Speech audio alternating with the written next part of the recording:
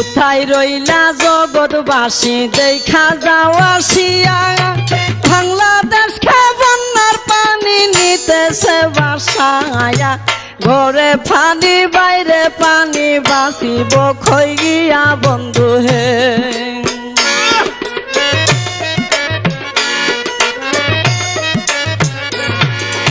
মানুষের দুর্দশা দেখলে চোখে পানি ঝরে, কি গজব পাঠাইল আল্লাহ বাংলার ওই ভিতরে। হাহাকার পড়িয়া গেছে গ্রামের ঘরে ঘরে বন্ধু হে।